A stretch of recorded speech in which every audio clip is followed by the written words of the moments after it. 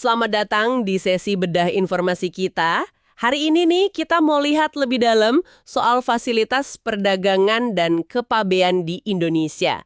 Kita pakai laporan lengkap yang Anda berikan sebagai acuan. Kenapa sih ini penting buat Anda? Ya karena kalau kita paham fasilitas ini, kita jadi punya gambaran gitu ya, gimana Indonesia ini berupaya biar lebih kompetitif di level global, terus juga gimana arus barang bisa lancar. Betul sekali. Dan ini bukan cuma soal prosedur administrasi loh ya. Fasilitas-fasilitas ini tuh alat penting banget dalam kebijakan ekonomi. Tujuannya juga luas, mulai dari bikin industri kita lebih bersaing, sampai memberdayakan UMKM kita. Ini semua sejalan juga kok sama komitmen internasional. Kayak misalnya Trade Facilitation Agreement atau TFA dari WTO itu. Nah, mari kita coba urai bareng ya elemen-elemen kuncinya buat Anda. Oke, sip. Misi kita hari ini, ambil intisari paling penting dari sumber ini. Fakta kuncinya, contoh-contoh yang menarik, sama dampaknya gimana. Biar Anda cepat dapat pemahaman yang solid lah. Oke, kita mulai ya. Laporan ini kan menekankan ada 4 pilar utama nih dalam fasilitas perdagangan. Yang pertama itu transparansi. Maksudnya semua info peraturan itu gampang diakses gitu ya. Kayak lewat portal INSW misalnya. Ya, betul.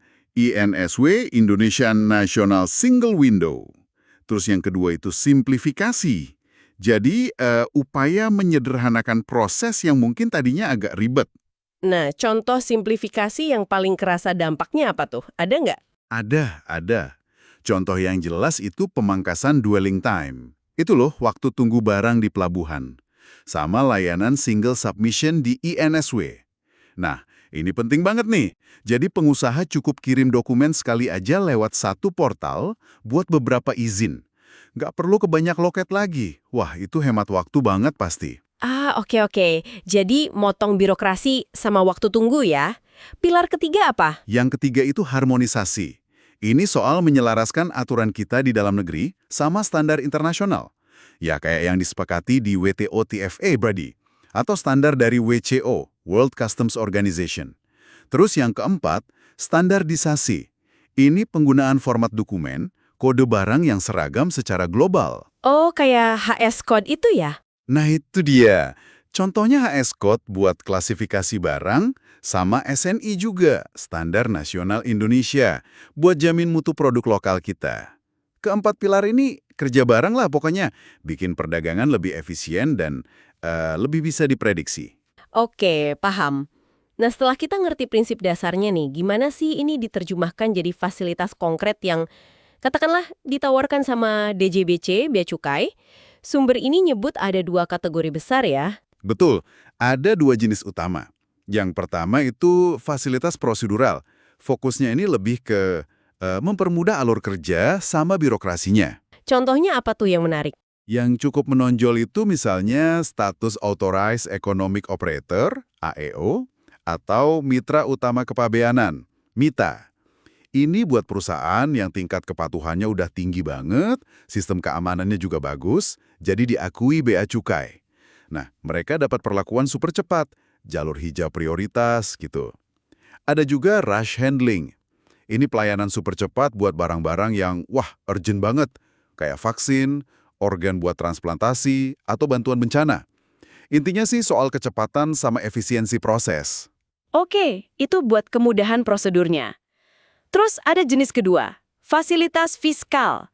Nah, ini nih yang kayaknya sering jadi primadona ya, karena kaitannya langsung sama duit, sama insentif keuangan. Tepat sekali. Ini insentif yang sifatnya lebih ke moneter ya.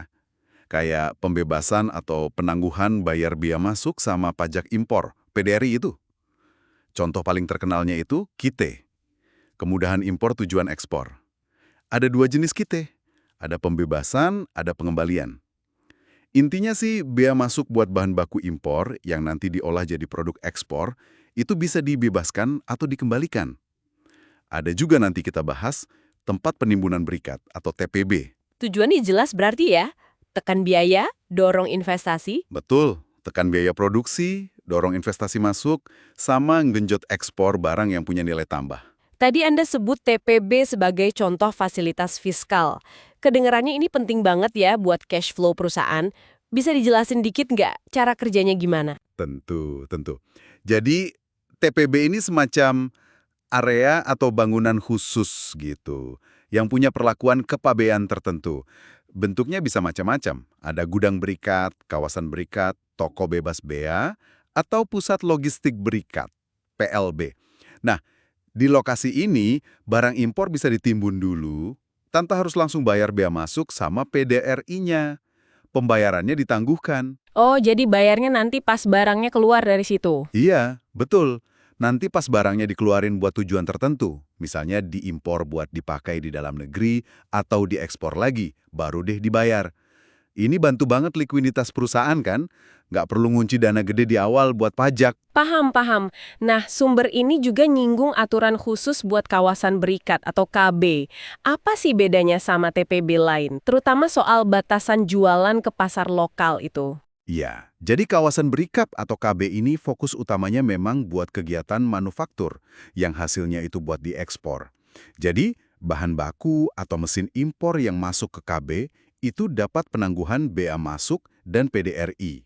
Terus, kalau ada barang kena pajak lokal masuk ke KB buat diolah jadi produk ekspor, PPN-nya juga nggak dipungut. Menarik kan?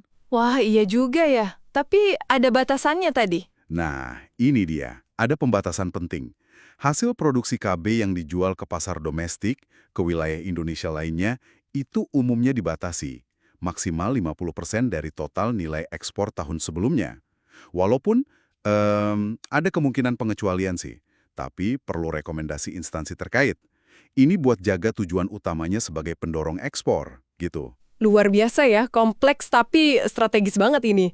Nah, semua fasilitas ini kan pasti butuh dukungan teknologi ya, biar jalan efektif. Gimana DJBC memanfaatkan teknologi menurut sumber Anda? Oh, pemanfaatan teknologinya udah masif banget.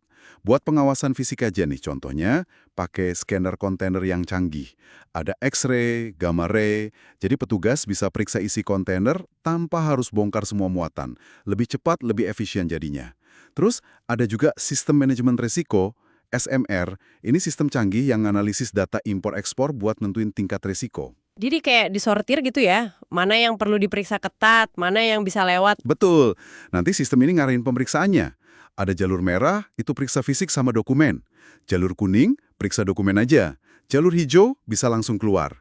Bahkan ada jalur prioritas buat IOM-ITA tadi. Jadi kayak penjaga gerbang pintar gitu. Fokus ke yang berisiko aja. Keren-keren. Terus dari sisi sistem digitalnya, integrasinya gimana tuh? Nah, tulang punggungnya itu ada CISA. Itu sistem otomasi internal Bea Cukai yang ngurus hampir semua proses.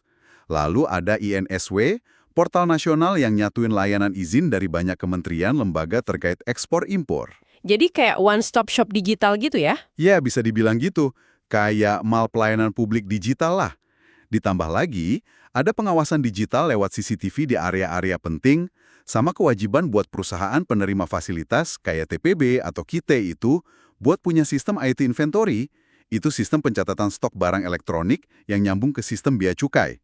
Semua ini tujuannya ya buat efisiensi, akurasi data, transparansi, sama akuntabilitas layanan pastinya. Jadi jelas banget ya dari obrolan kita, fasilitas perdagangan dan kepabeanan ini tuh kayak mesin kompleks gitu ya yang dirancang cermat buat dorong efisiensi, daya saing, sama kemudahan usaha di Indonesia.